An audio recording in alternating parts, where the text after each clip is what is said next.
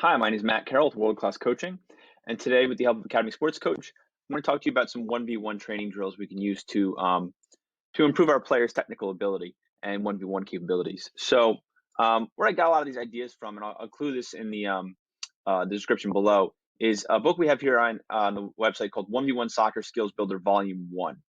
I really like this book for just basic drills that you can get and build off on for training 1v1 players. You could have in this drill we're gonna have 4 players, but you could do any of these things with simply just 2 players. If you've got 2 players and you're doing individual training, you can get a lot out of this. You obviously slow down the reps and things like that, but it's a lot of simple stuff. Nothing too crazy, but great ideas. Just sometimes those are the best ones that can help us train this 1v1 ability for our players. So again, you can do this in a small group setting. You could do this with a team setting if you've got enough coaches. You could do this if you got 2 players. Some really great ideas here. So where we start is the book has it's just a single cone. I like to put diamonds here, make a diamond here, so the players see where they're going to. It's not everyone's going to one stick. It's going to one area, but everyone is going to engage with their defender. I always tell the players, if you're going past the cone, look, that's what happened. That ball's behind the cone. Where's it behind? It's behind a defender. You've lost the ball. If you're pulling it up too short, right, you're pulling your move here. Playing the move to the cone isn't really going to do much. All right, so we want to get close so that we're getting right about in front of the ball, not showing too much of the ball to our defender, the cone, and we're pulling our move and changing direction. So what you can do here is you can start even without the ball if you just want to have some kind of dynamic warm up where you have the players maybe stretching this way. Maybe they're doing their hamstrings, open the gates, et cetera, back and forth, back and forth, back and forth. From the end line, you can even throw a cone out here. Again, I love this new feature with Academy Soccer Coach where I can just click and it pops right on the screen. We can move it around. So maybe we just put a couple cones out here for where they're going to come back to. And again, you can play the player go back and forth. Now I'll engage the ball. Maybe we're just doing something simple. We're just more activating that the muscle memory. Maybe we're going back and forth with the ball and we're just dribbling with our right foot. And then we're dribbling with our left foot. And then we're dribbling the outside of our right foot and the outside of our left foot. Maybe we're doing toe touches there and back. Again, just that skill activation part of it. Next, we can have them pull moves. So maybe we have this player dribble up to this cone just to kind of activate things, pull back, open up their hips, and they come back to their cone. And this way they're getting high reps. Now, if you have more players, maybe you have 8 players, these guys line up behind these guys, and once this guy gets back, they slap hands, and then they go and perform the action. Then we get a little more complicated where we have everyone dribbling at once. Everyone pulls a move. Let's say like they pull a quick turn and they go to the next line. If you have nobody going, you can start it where like, hey, once you get around the cone, you can go, or get the next cone, go as fast as possible, and then wait for the coach's signal. So we're looking for maybe a visual or an audio cue to go. So dribbles up, pulls a move, gets to the cone. Everyone else does the exact same thing where we're all rotating. Pulls the move, comes over here. Pulls the move, comes over here. Then we can alternate that. We can change the moves. We can have Maradona. We can have an L turn, whatever they want to do, whatever you're trying to train. So we're just really at this stage working on the skill activation portion of the session. Lots and lots of reps, lots of muscle memory, but very low pressure. Okay. And where we would move on here is, okay, we've got the players activated. They have the muscle memory activation. They're starting to feel, get a sense for these moves that they want to pull, but they don't want to just pull in isolation. You don't want to pull against a cone defender. You want to pull against a guy that can take the ball from you. So where we'll move to now is we'll put a triangle over here. We need, again, love this feature. 2 more. One more, sorry. And we're going to have an imaginary line here. We can use the blue cones. Just lay this one down. So we've got 2 triangles here and a line that is going to separate 2 players, and we'll bring a defender in here. Blue cone. We'll grab a defender here in the yellow, and the defender will be placed here. And we'll take this guy, and everyone else can go off the field. So these guys will wait. You have multiple sets of this drill set up, or you can have one-on-one, just so you have your coach paying attention to what's going on in the drill and giving feedback. Really up to you and what kind of numbers you have in your session. So we have a mirror ball here where this player is going to try to dribble along the blue line, and the yellow player is going to try to mirror them and stick with them and stay in front of them, getting their body position in a way that they're not overextended. If they're this way, this player's going to be able to go this way and dribble through these cones. They're trying to keep it so that, if he's just this way, so this player does change direction, he can get over quickly. But this player is dribbling back and forth, the attacking player, and the player in yellow is mirroring their actions with the ultimate goal of the black player trying to get through one of these gates. Okay, so what the black player is trying to do is get through these two windows, right? They're trying to dribble here so they can go forward. It's the best option. They're trying to, the best case scenario is cut it as close to this cone as possible and get forward, right? So we can create a point system here where, getting through here is 2 points.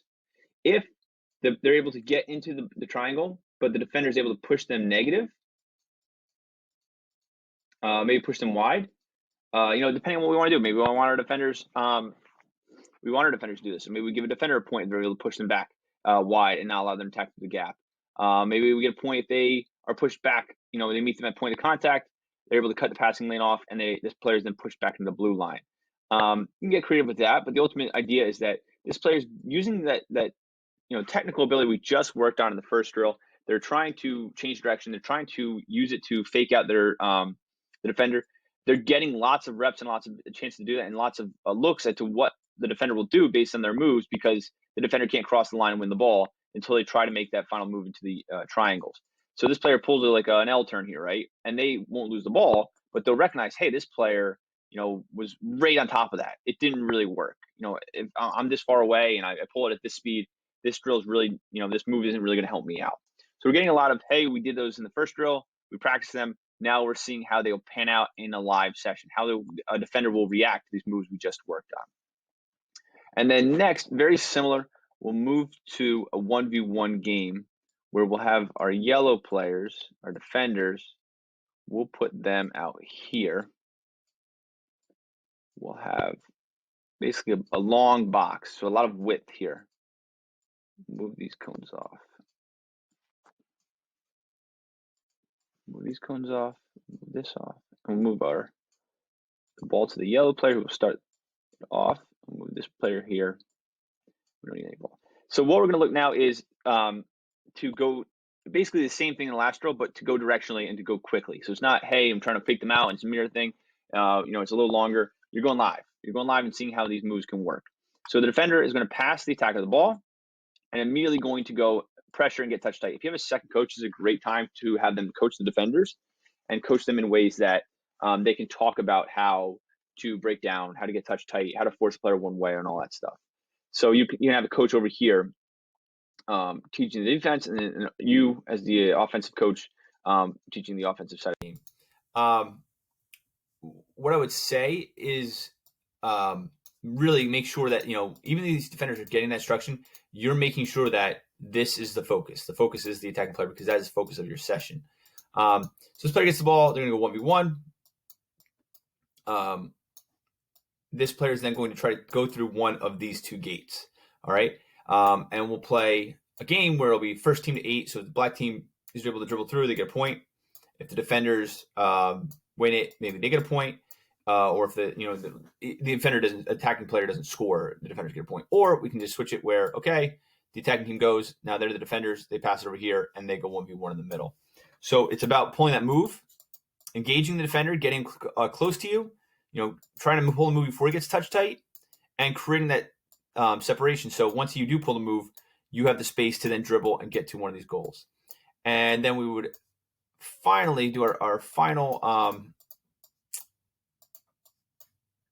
stage would be to change these from gates to goals. Now we can leave the gates just for directional purposes, but then we would pop in some goals, maybe pug goals. You can bring a goalie in here, depending on what you've got for your session. But then the black player goes in, plays 1v1 against the yellow player. They can score on either goal. So they create the space to dribble this way, and they're going to have a defender on their back, possibly a goalie, and try to finish 1v1 here. Now you can move on here if you would like to, go 2v2. So now you're implementing not only the dribbling aspect, but the passing aspect, getting a lot of things in there. So I think one of the questions I always have with the 1v1, and I would pose this question to you guys, and I'll put in the directions below so you can check it out.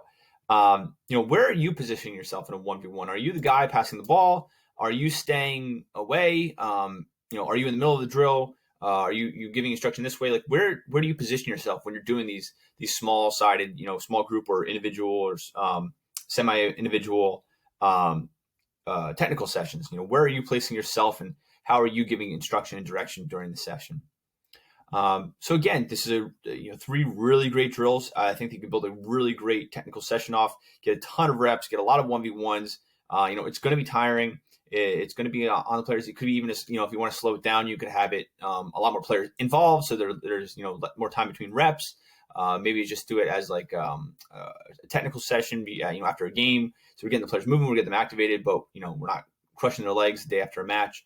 Something along those lines. But again, my name is Matt Carroll with World Class Coaching with the Help Academy Sports Coach, and the book 1v1 Soccer Volume 1 Skills Builder, which I'll include in the directions below. I hope this session finds you well. Hey, thanks for watching all the way to the end, and you can check out more of our videos right here. And if you haven't done so already, I would really appreciate it if you'd hit the like button and the subscribe button.